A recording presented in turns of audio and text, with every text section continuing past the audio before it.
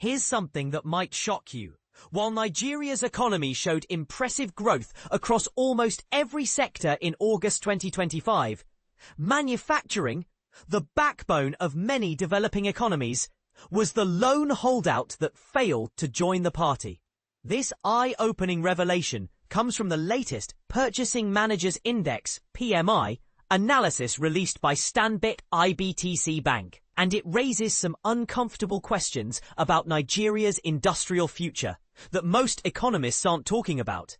But here's where it gets interesting and potentially controversial.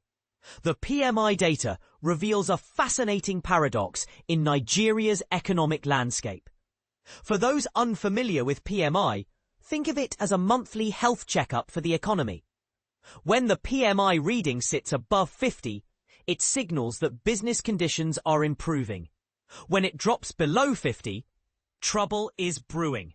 Nigeria's headline PMI climbed to 54.2 in August, representing a notable jump from July's 54.0 reading. This marks an unprecedented 9 consecutive months where the index has remained above the critical 50-point threshold, indicating sustained improvement across the private sector landscape. What makes this particularly remarkable is the breadth of this economic expansion. The report documented that 3 out of 4 major economic sectors experienced meaningful output growth during August. The manufacturing sector stood as the singular exception to this otherwise positive trend. The driving forces behind this economic momentum tell an intriguing story about consumer behavior and market dynamics. Customer demand strengthened significantly during the month, while inflationary pressures, those persistent price increases that have plagued Nigerian consumers, began showing signs of easing. The report highlighted that both output and new orders experienced their sharpest increases in months, with new orders specifically reaching a 19-month peak.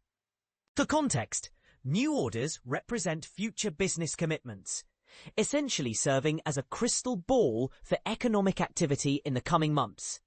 But here's the part most people miss, and where things get controversial. While overall business activity surged, the pace of purchasing activity and employment growth actually decelerated. This creates a puzzling scenario. If businesses are receiving more orders and producing more output, why aren't they hiring more aggressively or ramping up their purchasing activities at the same rate? The inflation picture presents another layer of complexity that deserves scrutiny. Purchase price increases slowed for the 4th consecutive month, reaching their weakest pace since March 2020.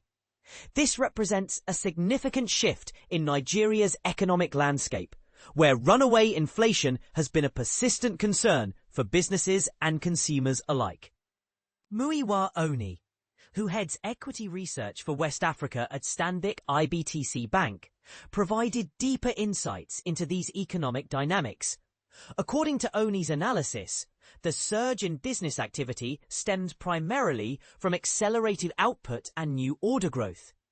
Oni elaborated on the specifics. Output performance reached 56.8 points compared to July's 56.1 points, reflecting customers' increased willingness to commit to new projects. Meanwhile, new order growth accelerated to 58.3 points from July's 57.3 points, achieving a remarkable 19-month high as customer demand continued expanding. The employment picture, while positive, tells a more nuanced story. Companies expanded their workforce for the 3rd consecutive month, driven by higher order volumes and strategic business expansion plans. The opening of new branches and enhanced marketing initiatives are fueling corporate optimism about future output growth over the coming year. However, the cost dynamics present a mixed bag that raises important questions about Nigeria's economic trajectory. Input costs, while still elevated above historical averages, dropped to their lowest level since March 2023. Similarly, output price increases moderated for the 4th straight month, reaching their slowest pace since April 2020. And this is where the controversy really begins. Oni's analysis suggests this sustained moderation in both input and output prices indicates that inflation pressures may continue softening in the near term. This development could potentially influence the Monetary Policy Committee and the Central Bank of Nigeria to shift from their current neutral monetary policy stance toward a more accommodative approach as early as September. But should they? This is the question that's dividing economists and policy experts. Oni projects headline inflation will further moderate to approximately 21.45% year over year in August, down from 21.63%. His forecasts become even more optimistic for November, predicting inflation could settle between 17.19% and 17.92% year over year. Based on these projections, Oni anticipates the central bank could implement cumulative interest rate cuts of up to 150 basis points throughout 2025. For those unfamiliar with financial terminology, a basis point represents 1/100th of a percentage point. So, 150 basis points equals a 1.5 percentage point reduction in interest rates. But here's the million-dollar question that nobody seems to be asking. Is Nigeria's central bank moving too fast toward monetary easing while manufacturing, a critical economic pillar, continues struggling? Some economists argue that premature rate cuts could reignite inflationary pressures just when the economy appears to be gaining stable footing. Others contend that maintaining current monetary tightness could stifle the promising growth momentum evident in 3/4 of the economy.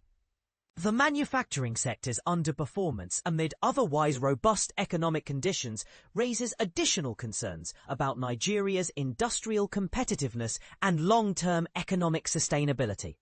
What do you think? Should Nigeria's central bank prioritize supporting the broad-based economic growth we're seeing, or should they exercise caution given manufacturing's continued weakness? Is this PMI data painting an overly optimistic picture that could lead to policy mistakes? Share your thoughts on whether this economic momentum can sustain itself without stronger manufacturing performance. And let us know if you believe the central bank should cut rates or maintain their current approach.